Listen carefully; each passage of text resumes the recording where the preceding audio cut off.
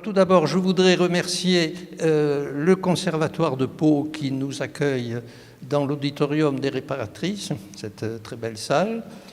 Je voudrais remercier également le président de l'Institut Heinrich Mann, Paul Selinger, qui devait être parmi nous, mais qui malheureusement se trouve en quarantaine. Alors j'espère qu'on le reverra très vite parmi nous. Et également, je voudrais accueillir et remercier Madame Grattlin von Rödern, consul général d'Allemagne à Bordeaux, qui nous fait l'honneur et le plaisir d'assister à cette conférence et qui nous soutient financièrement pour quelques dépenses que nous avons exposées. Également, merci à vous tous et toutes de nous accompagner dans un des événements culturels qui marque la commémoration du 80e anniversaire de la déportation des Juifs de Bad, Sar et Palatina au camp de Gurs. Ce que je voudrais dire très rapidement, c'est qu'au travers de la vie de Lieselotte Rosenthal, nous allons vous présenter un événement qui s'est produit au camp, événement musical, événement culturel. Il faut savoir que le camp de Gurs a été extrêmement riche en de tels événements. Depuis le début, depuis la période espagnole jusqu'à la fin de la période juive, on a connu des manifestations culturelles différentes. Il y a eu des sculptures, il y a eu des fabrications d'objets, des fabrications de miniatures. Je pense particulièrement à la reproduction en réduction, bien sûr, d'une centrale électrique. Nous avons eu des concerts, des pièces de théâtre et également énormément de dessins et de gravures.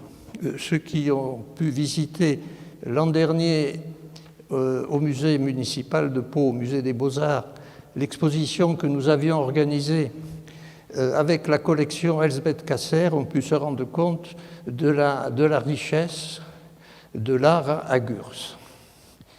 Pour ouvrir cette soirée, nous avons le plaisir d'accueillir l'écrivain Patrick Faure, auteur du roman Le Foulard rouge, qui prend sa source dans l'histoire de Gurs et dont il nous lira ce soir quelques extraits en lien avec le thème de cette soirée. Il faut savoir qu'au départ, cette conférence était prévue avec Madame Beate Klarsfeld. Bon, pour des raisons évidentes de Covid, elle n'a pas pu se déplacer. Donc, elle nous a transmis une vidéo qui vous sera présentée. Je crois que je vous ai dit à peu près tout ce qu'il fallait vous dire. Je vous souhaite une excellente soirée.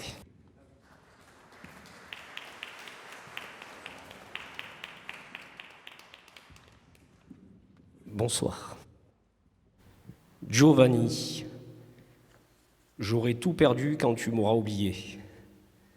Nous aurons tout perdu quand on nous aura oubliés. Pour les jours qui ont défilé, pour le temps qui s'est consumé et pour les souvenirs qui ont tissé un lien inaltérable entre hier et aujourd'hui. Ne les laissons pas nous voler notre mémoire.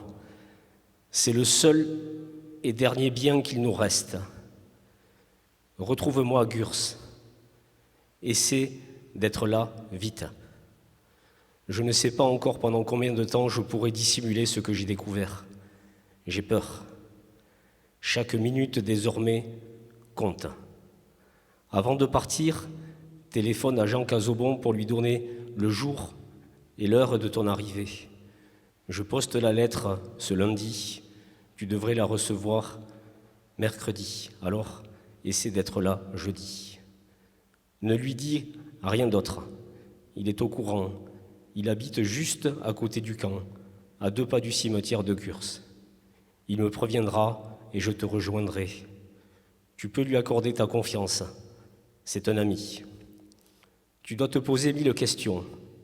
Sois rassuré, tu auras les réponses. Sache juste que j'ai trouvé le responsable du malheur de nos vies.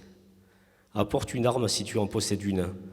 Sinon, nous nous débrouillerons bien d'une façon ou d'une autre pour que le traître paie sa dette. N'oublie surtout pas que le temps n'effacera jamais rien. Maïlis. Gurs. Ici tout suinte la tristesse, la douleur, l'injustice. Ce camp est une injure à l'humanité. Comment a-t-on pu en arriver là? Je cherche les réponses et je m'épuise à les trouver.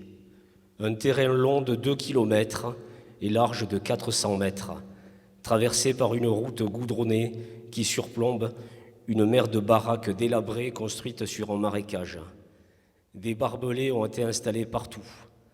Pas un jour ne s'écoule sans qu'ils soient testés, réparés, remplacés. Des gardiens, en veux-tu, en voilà. Les autorités sont plus préoccupées par la sécurité, le respect du règlement, la menace potentielle, les évasions. Le minimum de confort auquel les internés auraient droit n'est pas prioritaire. Érigeons des forteresses. Ceux qui meurent à l'intérieur ne sont pas un problème tant que le cimetière, également entouré de barbelés, les accueille. L'optimisme prévaut. Les discours officiels et les nombreux rapports adressés aux autorités compétentes sont rassurants. Rien de particulier ne mérite d'être signalé. Les internés gardent le moral. De temps à autre, des cas d'entérite se déclarent, soignés avec efficacité sans conséquences dommageables. La cohorte interminable des mots qui reflètent la réalité est quant à elle occultée. Le froid, l'humidité, la faim, le déracinement, le chagrin, l'épouvante, la saleté, la crasse, la séparation, la vermine, la boue, la peur, la maladie, l'opprobre, la honte, la malveillance, la brutalité, la dépossession, la rage, le désespoir, l'épuisement, le sentiment de ne plus être un humain. L'un des hivers les plus rigoureux que de mémoire d'anciens nous ayons connus dans la région depuis des années n'arrange rien. Sait-on cela? Ici, nous sommes coupés du monde. L'indifférence tacite est insupportable par l'écho de son silence.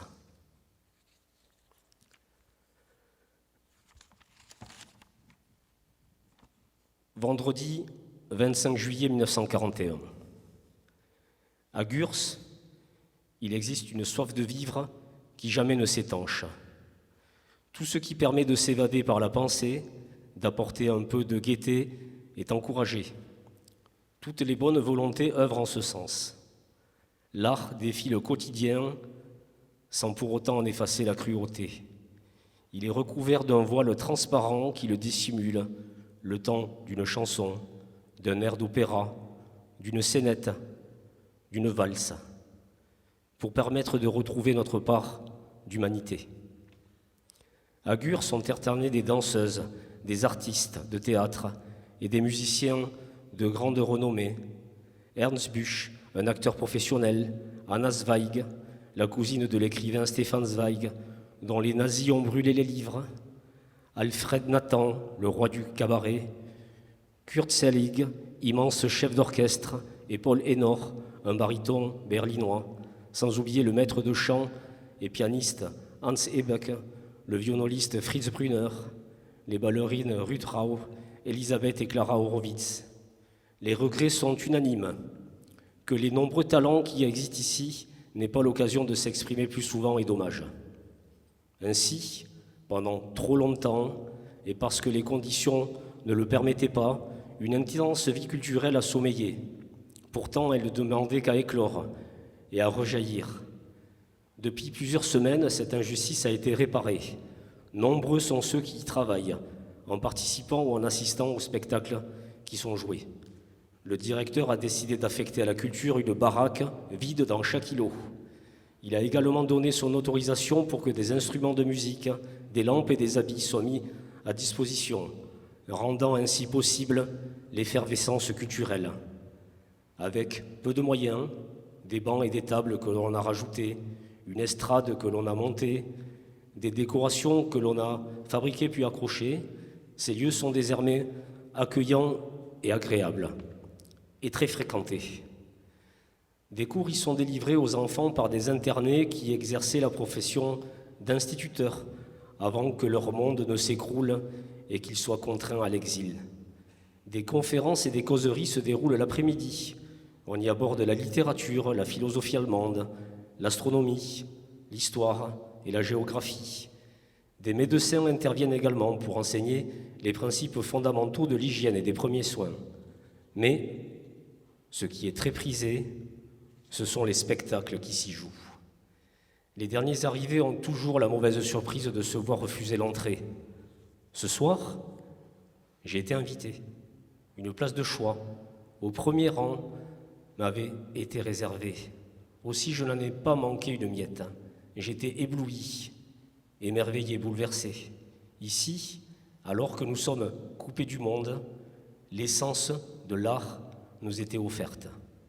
Musique, théâtre, danse se sont enchaînés pendant près de 2 heures devant une assistance ravie et enthousiaste. Nous passions du rire aux larmes, sans interruption. À l'extérieur de la baraque, les heureux élus qui avaient eu le privilège d'être conviés étaient unanimes quant à la très grande qualité atteinte, eu égard du peu de moyens. Ce à quoi nous avons assisté était digne des plus grandes salles. Je ne suis pas certaine qu'à Berlin, New York ou Paris, une telle perfection ait été atteinte, ai-je entendu dire. Je ferme les yeux. Kurt Lewal et Fritz Brunner sont à nouveau devant moi. Ils se présentent sur l'estrade. Le premier, vêtu d'un costume minable, mais avec un nœud papillon en carton. Le second en bleu de travail, chaussé de bottes en caoutchouc, mais avec un plastron en papier blanc sous sa veste rapiécée. Ils sont sublimes, ils jouent, et puis rien n'est important. J'ai conservé le programme de la revue de ce soir. Mieux vaut en rire, 17 comprimés de notre pharmacie privée. Quand je retrouverai Giovanni, je pourrai ainsi l'évoquer dans le moindre détail. De cette soirée, je retiens surtout la volonté de distraire et d'émouvoir qui animait les artistes. Comme si la fin du monde était là et qui nous conseillait de ne pas nous en préoccuper pour qu'elle passe son chemin et s'éloigne, quitte à revenir plus tard. Depuis que je suis à Gurs, jamais je ne me suis sentie aussi utile et vivante.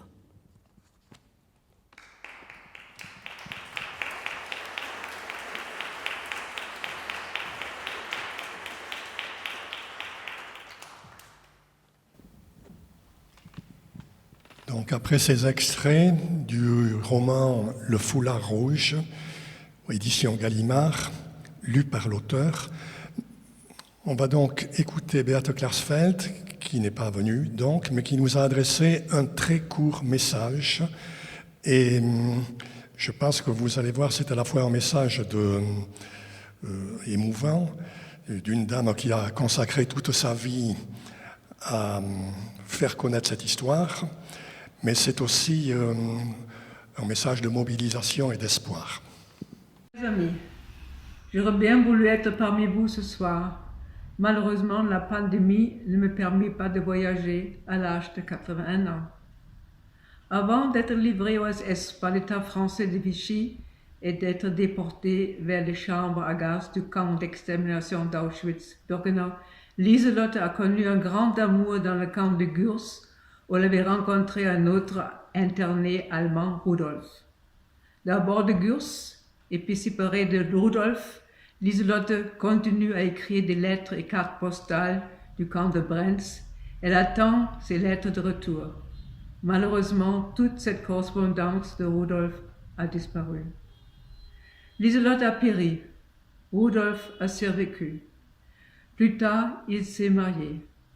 Il avait sauvegardé les lettres de Lieselotte jusqu'à sa mort. Sa veuve, allemande comme moi, a respecté le grand amour de Rudolf. Elle aura pu les détruire, ces reliques d'un passé auquel elle n'appartenait pas. Elle a cherché une solution. Elle avait entendu parler de moi. Elle m'a confié ses lettres et leur avenir. J'ai tenu à les publier et quand je l'ai fait lire à Eberhard Wagner, qui dans la salle milite ardemment pour la mémoire, il a été aussi ému que moi. Il a décidé que son association éditerait les livres que nous projetions. Les chefs SS de la Gestapo en France, qui avaient organisé la déportation des Juifs, vivaient impunis et respectables en Allemagne de l'Ouest. Les principaux d'entre eux étaient Herbert Hagen, Kurt Lischka, Ernst Heinrichsen. La République fédérale de l'époque, il y a 50 ans, ne voulait ni les extrader vers la France, ni les juger en Allemagne. Avec Serge, mon mari, et avec quelques amis, nous avons entrepris d'obtenir une loi du Parlement allemand pour les faire juger à Cologne. Il nous a fallu 4 années d'action illégale en Allemagne, plusieurs condamnations et séjours volontaires en prison pour faire plier la société politique allemande. Il nous a fallu encore 4 années de militantisme intense pour obtenir que la justice allemande applique la loi, juge et condamne à de lourdes peines de prison ces criminels contre l'humanité. Nous avons ainsi obligé la République fédérale allemande à accomplir un acte juste mais difficile et nous avons ainsi levé les derniers obstacles à une véritable réconciliation entre nos deux pays. Et si aujourd'hui j'ai un message à transmettre aux nouvelles générations, c'est de défendre les valeurs et les principes de la République. Ils sont précieux mais fragiles. Il faut s'engager activement contre l'extrême de droite et de gauche et contre l'intolérance des fanatiques. Quand ils ont été au pouvoir, ils n'ont jamais apporté le bonheur au peuple qui les avait soutenus. Ils n'ont apporté que des catastrophes, des barbelés, le goulag et Auschwitz. Ayez une critique, esprit critique. N'écoutez pas les démagogues. Votez centre-gauche ou centre-droite pour les partis qui assurent la liberté, la justice, la protection sociale et qui ont réussi à construire une Europe débarrassée des guerres et où nous vivons libres, en paix et sans frontières. Mais si la menace du Covid et les mesures du couvre-feu nous rappellent ces années tragiques. Lieselotte a disparu depuis 78 ans. Elle a réapparu, sortie de la poubelle de l'histoire avec la publication de notre livre. Elle est venue à moi me remercier personnellement de mon initiative. Un banquier suisse a pris contact avec moi parce que sa banque détenait un coffre au nom de Lieselotte. Dans ce coffre, quelques bijoux. La banque ne savait rien de Lieselotte, mais a entrepris des recherches. Elle a appris l'existence de ce livre et, faute d'héritier, elle a décidé de me remettre ces bijoux. Lieselotte et moi sommes des bons amis. Donc, la soirée que nous vous présentons est à la fois historique et mémorielle, artistique et mémorielle. À l'origine, donc, elle devait être animée par Beate Klersfeld. Elle avait prévu de parler de la pianiste Lieselotte Rosenthal et de nous faire entendre, grâce à Mélina Burlot, quelques-unes des œuvres que Lieselotte Rosenthal avait jouées dans les camps. Beate n'a pas pu se rendre à Pau en raison des problèmes que l'on connaît. Mélina, en revanche, est bien là et nous aurons donc le grand plaisir de l'écouter.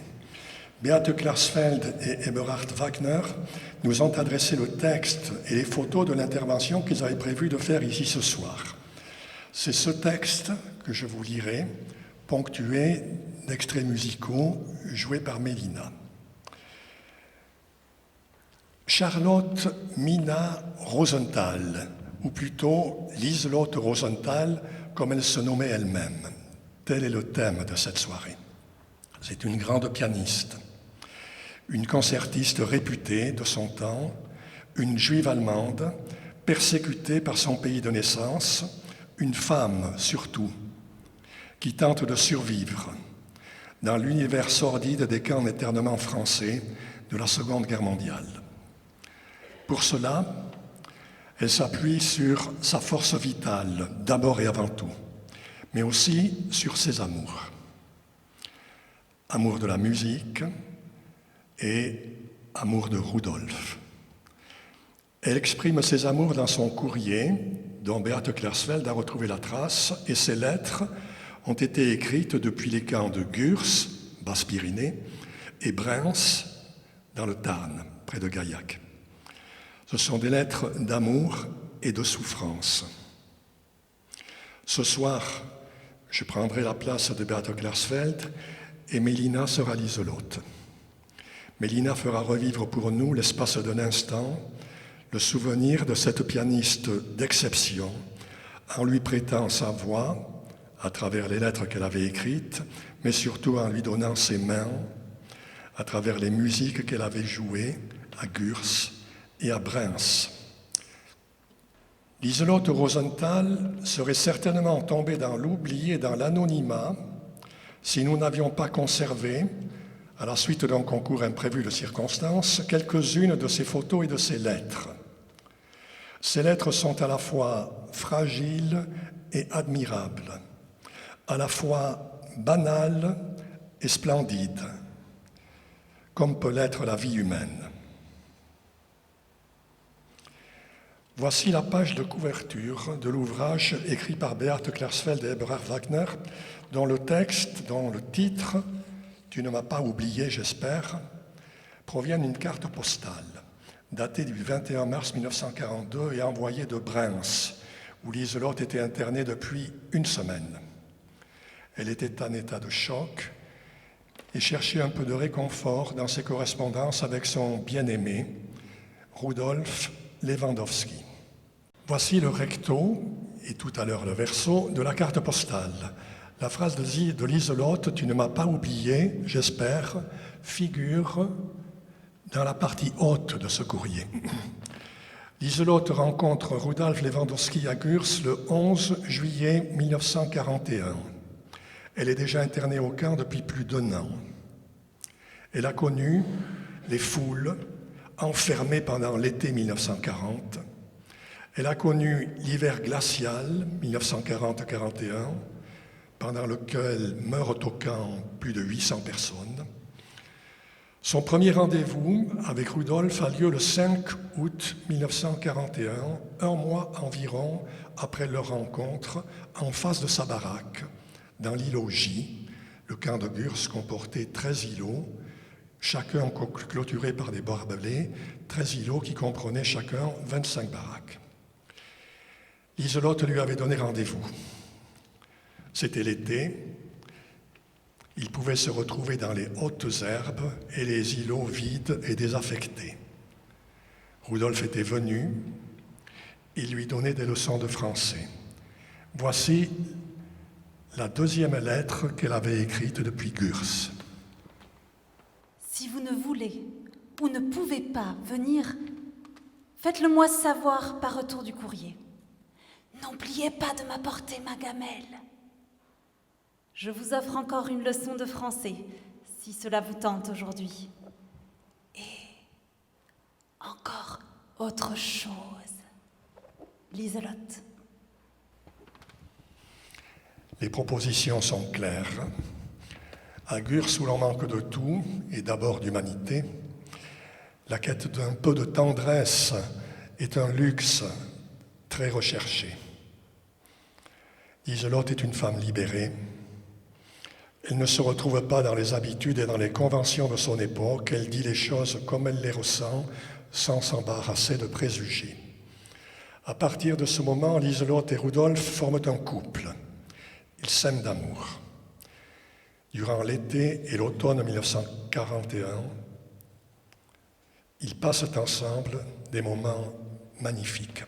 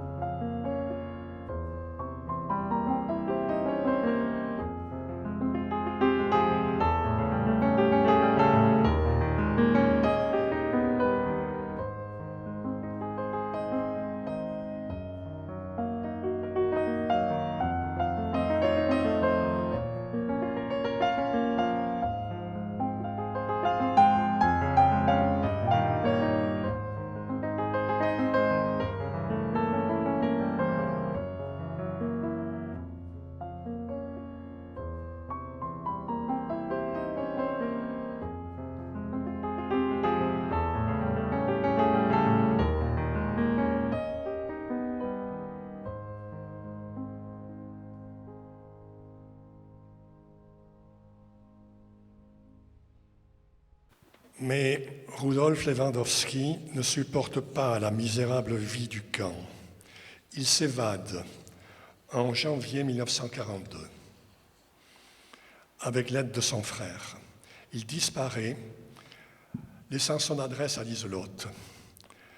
Lieselotte n'a-t-elle pas voulu ou n'a-t-elle pas pu s'évader avec lui? On ne le sait pas, ce n'est pas précisé dans les lettres.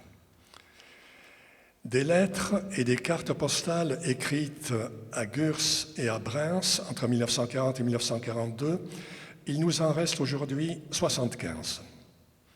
Nous avons aussi quelques poèmes et un petit récit. La plupart de ces textes sont rédigés en allemand, mais 11 lettres ou cartes postales sont écrites en français. Voici quelques exemples. Elles ne sont pas toujours faciles à interpréter, car il manque le contexte précis et surtout les réponses de Rudolf. Elles dévoilent cependant les conditions de vie à Gurs et à Bruns. Par exemple, la rigueur de l'hiver à Gurs, la misérable alimentation, la boue qui pénètre partout, les puces, les punaises, les poux dont on n'arrive jamais à se débarrasser, l'hygiène déplorable, la solitude, la misère morale. Elles nous décrivent aussi comment les internés tentent de sauvegarder leur dignité d'être humain, leurs relations sociales, leurs rêves et leurs espoirs. Pour Lieselotte, le bonheur, c'est de pouvoir jouer du piano. C'est son réconfort. Dans la mesure du possible, elle essaie de pratiquer tous les jours. Il y a toujours beaucoup de monde pour venir l'écouter dans la mesure du possible. Elle parvient ainsi à transmettre un peu de son bonheur à son auditoire. Mais revenons à ses lettres. Lieselotte s'y abandonne. Elle y exprime ses peurs et parfois son désespoir. La profonde inquiétude d'une femme qui ne sait ce qu'elle va devenir. Pressent-elle ce que sera son destin?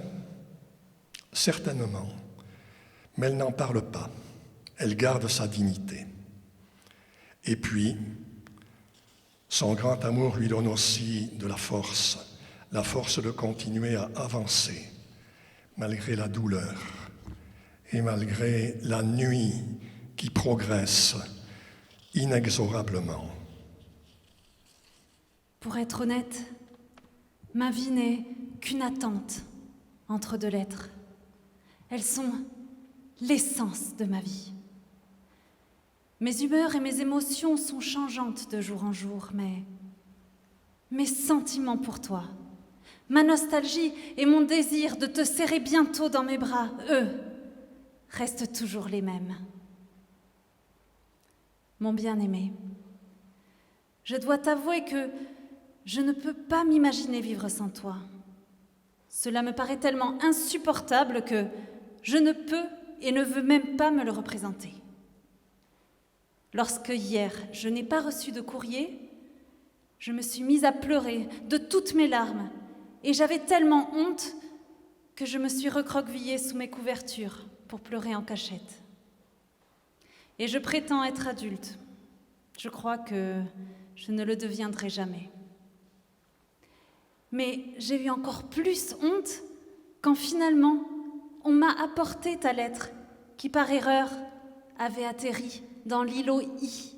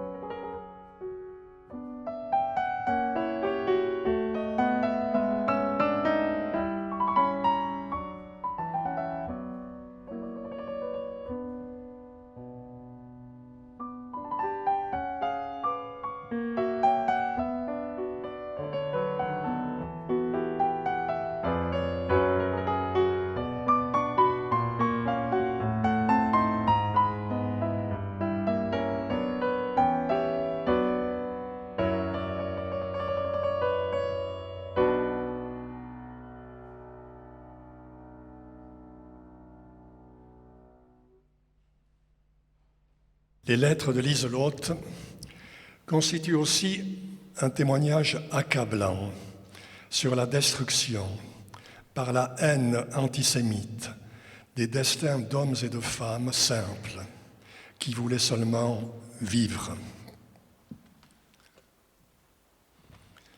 Voici la photo de Liselotte, à l'âge de 18 ans, au moment où elle commence ses études musicales au conservatoire de Leipzig.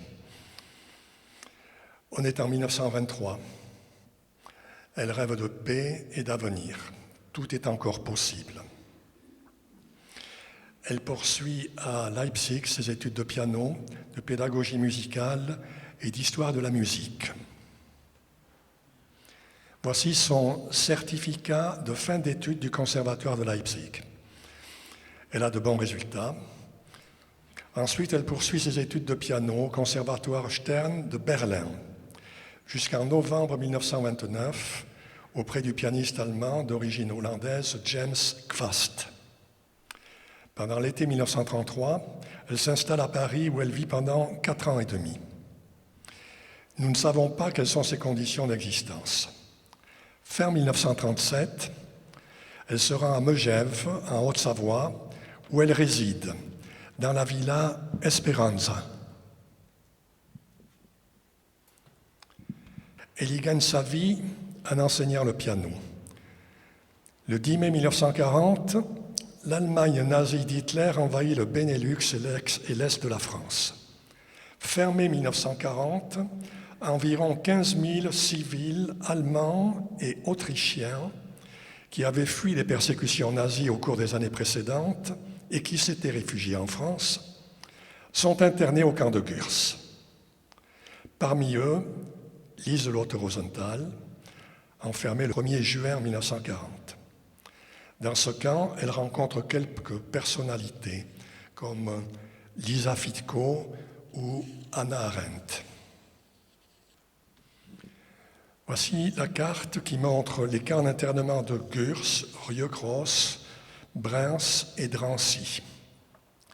Liselotte est internée à Gurs du 1er juin 1940 au 13 mars 1942. 2 ans, 2 mois et 13 jours. Puis elle est transférée au camp de Breims. Le 21 septembre 1942, elle est déportée à Drancy via Rivesaltes. Voici Liselotte Rosenthal, en janvier 1942. Cette photo qu'elle envoie à Rudolf le 6 janvier 1942, 2 mois avant son transfert à Breims, est intéressante. Liselotte est en pantalon, devant sa baraque. Elle est couverte d'un grand manteau, car il fait froid. Elle esquisse une sorte de sourire triste. Voici la liste des internés de Breims déportés à Rivesaltes, puis à Drancy. Le document est rédigé le 24 septembre 1942. On peut y lire « Liselotte Rosenthal, née Weiss ». Ce n'est pas exact. Il faudrait plutôt lire « épouse Weiss », car elle avait épousé le technicien de radio Eric Weiss. Au moment de la déportation, elle avait peut-être mal formulé son nom.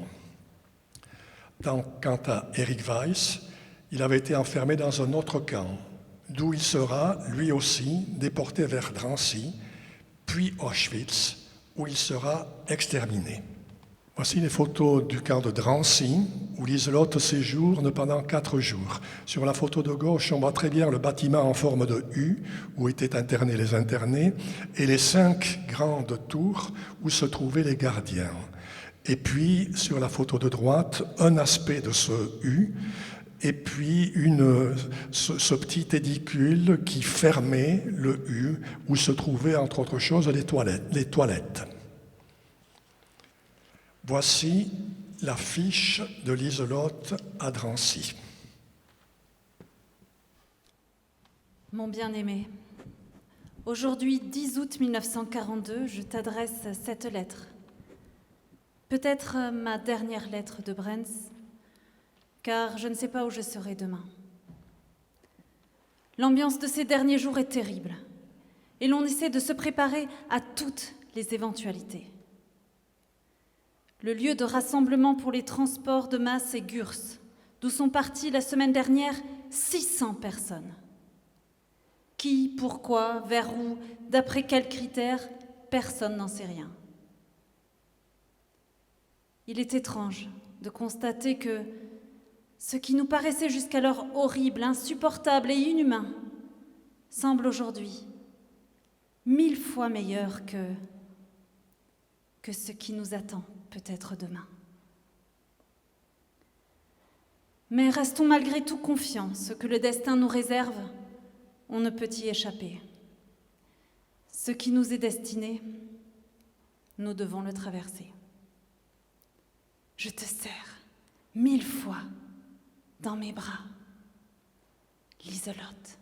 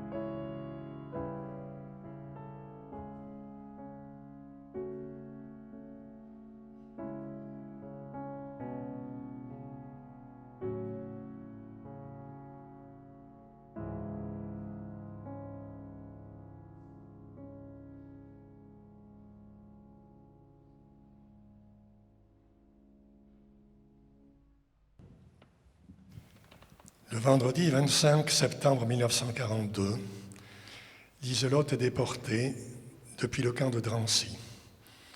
Elle est expédiée à Auschwitz par le convoi numéro 37. L'ordre de déportation est signé par les SS Ernst Heinrichsson, Kurt Lischka et Herbert Hagen. Grâce à Beat et à Serge Klarsfeld, ces criminels de guerre sont retrouvés en Allemagne en 1979 et sont condamnés. Le convoi numéro 37, comptant 1004 hommes, dont 127 enfants, arrive à Auschwitz-Birkenau le 27 septembre 1942. 690 hommes et femmes sont immédiatement gazés. Seuls 15 personnes de ce convoi ont survécu. Lieselotte ne fait pas partie des survivants. Elle est assassinée, exterminée, à l'âge de 37 ans, à Auschwitz-Birkenau. Dans le convoi suivant, le numéro 38, nous retrouvons aussi l'amie de Lieselotte à Gurs, la chanteuse Marie Fuchs. Ces deux grandes artistes avaient donné quelques spectacles ensemble dans le camp.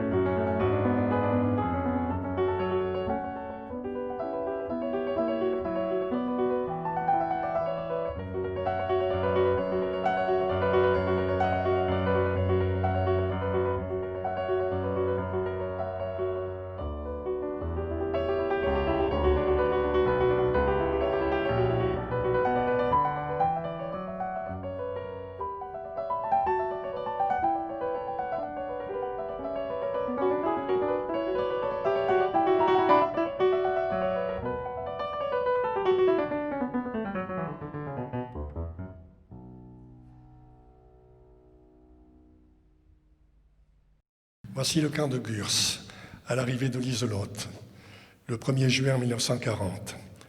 En fait, cette photo a été prise un an auparavant.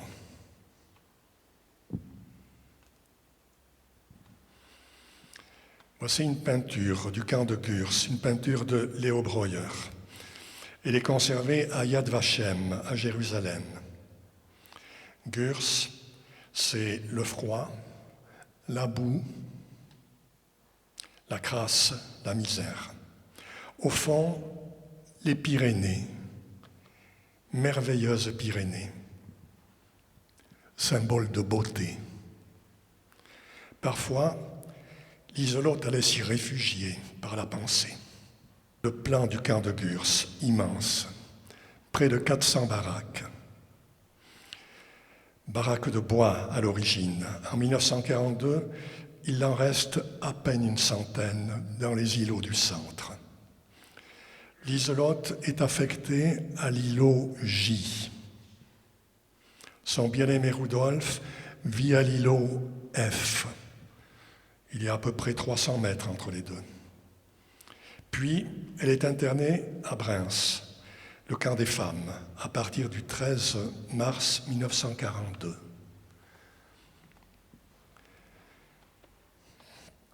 Ce sont 3 photos du camp de Breims à l'arrivée de Lieselotte. André Jeanfort, l'inspecteur général des camps en France inoccupée, un instituteur, les a prises lors d'une visite en mars 1942. On voit donc les baraques, du moins les toits. C'est un tout petit camp à côté de celui de Gurs.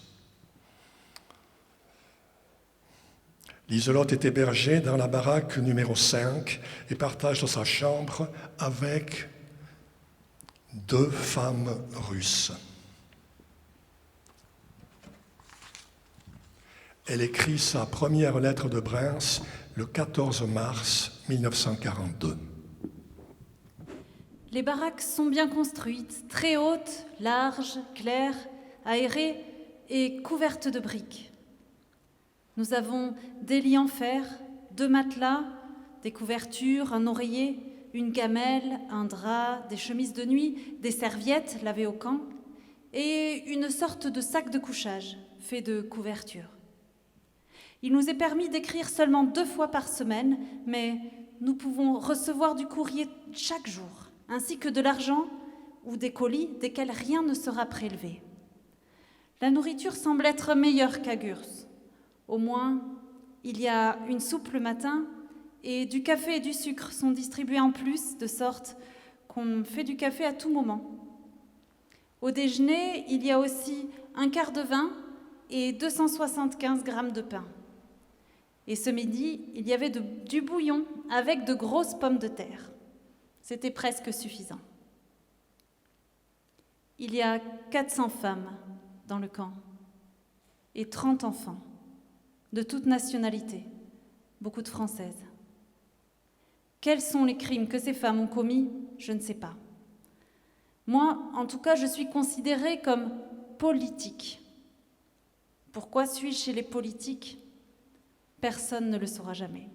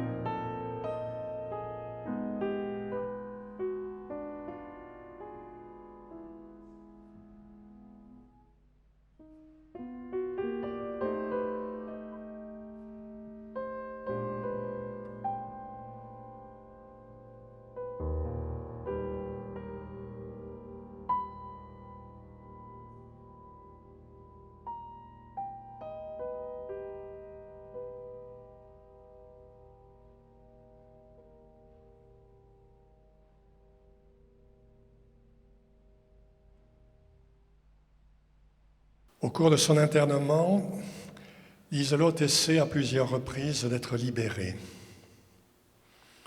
Pour cela, il lui aurait suffi d'obtenir un certificat d'hébergement rédigé par un citoyen français. Ce dernier devait s'engager à assurer sa résidence et sa subsistance. Liselotte le demande à sa logeuse de Megève, où elle a habité pendant presque 3 ans. Mais celle-ci lui refuse le document. Voici la lettre du maire de Megève adressée au préfet. Megève, le 25 octobre 1940, le maire de Megève à monsieur le préfet de la Haute-Savoie, service des étrangers à Annecy. J'ai l'honneur de faire connaître à monsieur le préfet que madame Orsay Hélène, pension Esperanza à Megève, n'a pas cru devoir s'engager par écrit à subvenir aux besoins de mademoiselle Rosenthal, internée au camp de Gurs, Basse-Pyrénées. Jusqu'au dernier moment avant sa déportation, Liselotte avait espéré que sa logeuse lui fournirait ce certificat. Ce ne fut pas le cas.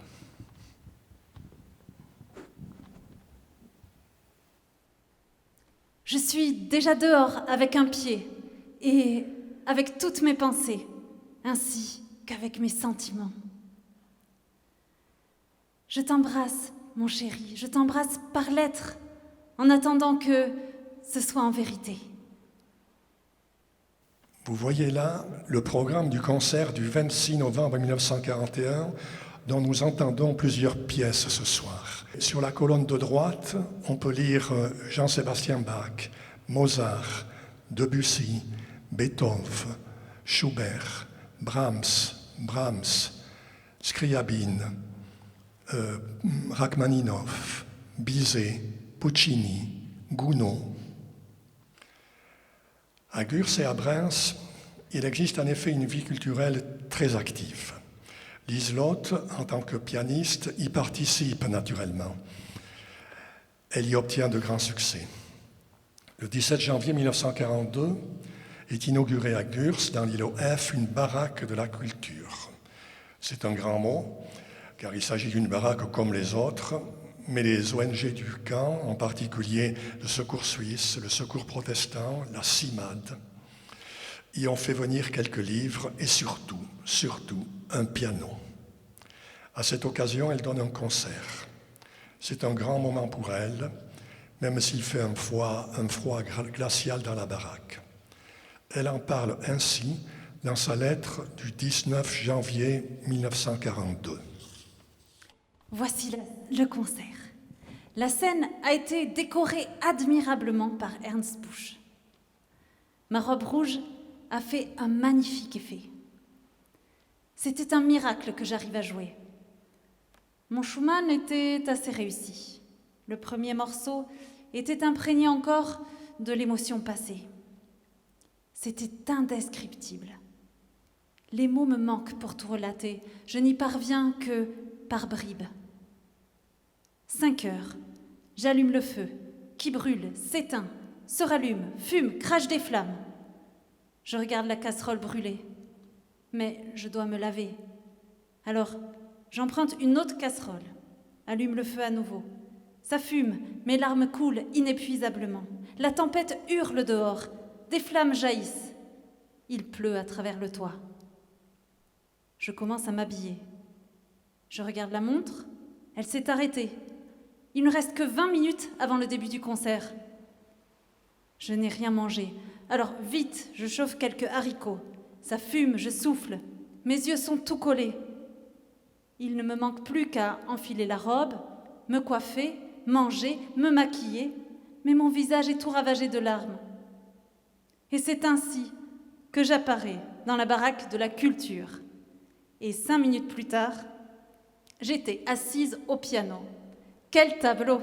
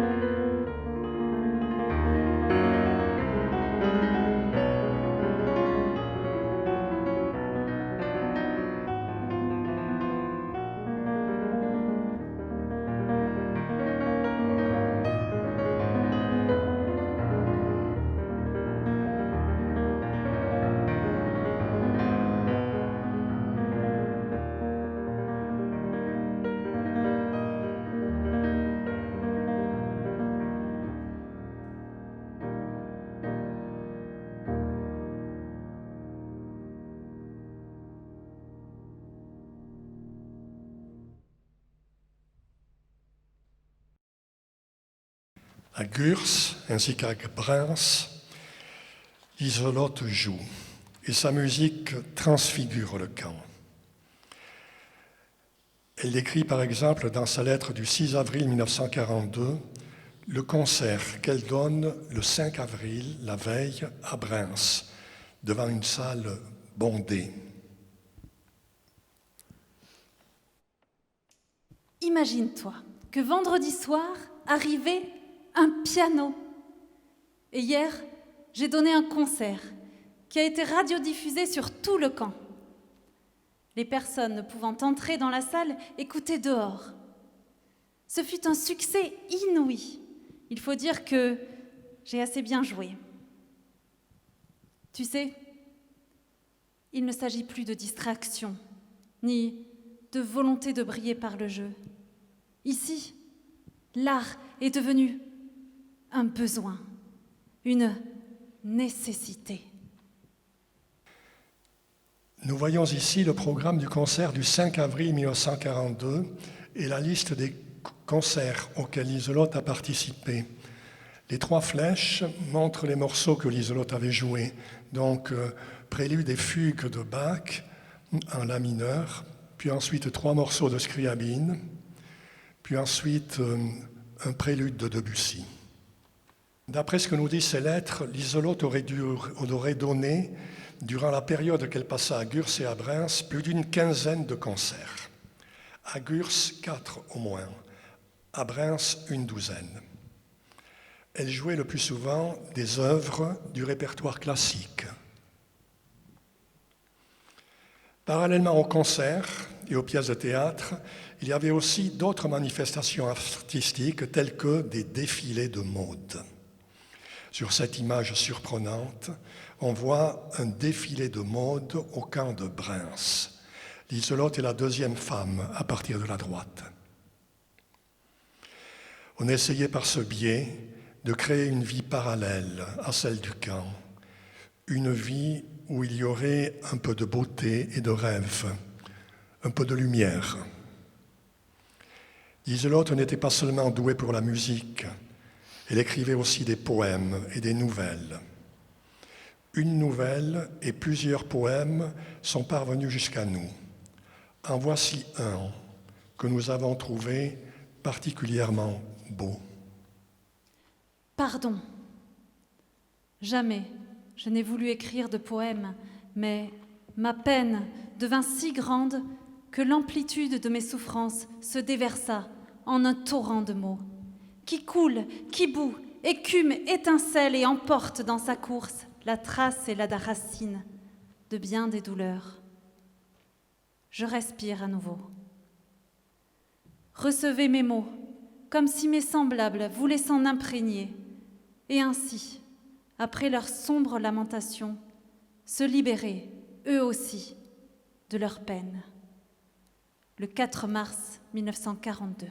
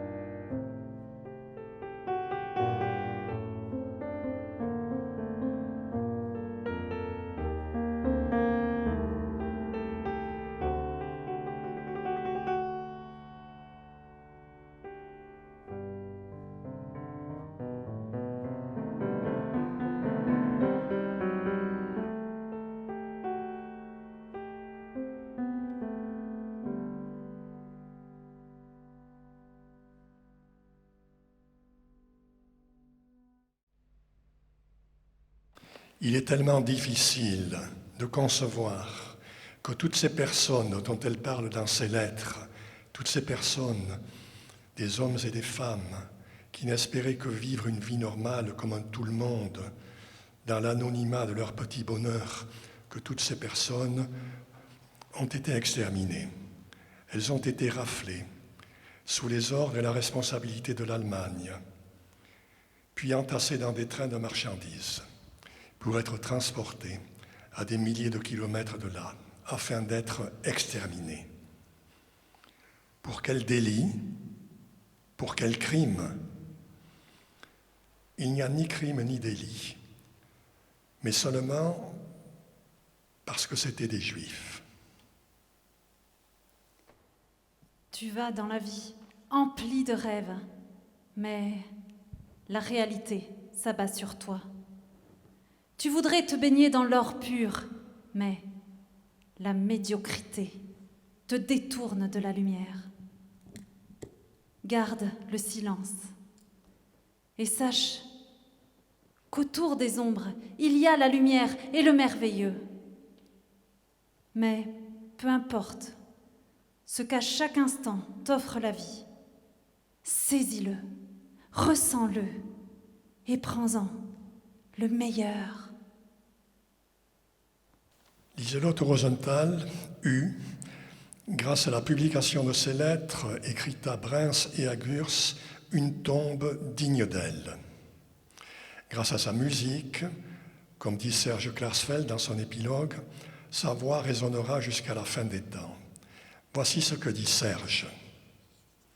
Charlotte, Lieselotte, Charlotte, pianiste virtuose, fera entendre jusqu'à la fin des temps, pour celui qui les lira, sa petite musique d'un grand amour derrière les barbelés.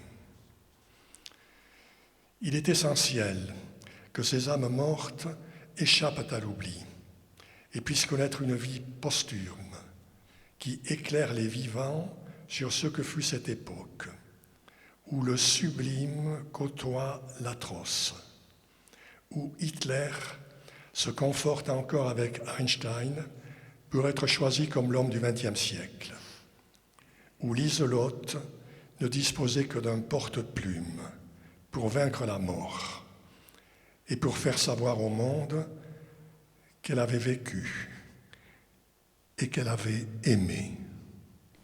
Pour être honnête, ma vie n'est qu'une attente entre deux lettres. Elles sont l'essence de ma vie.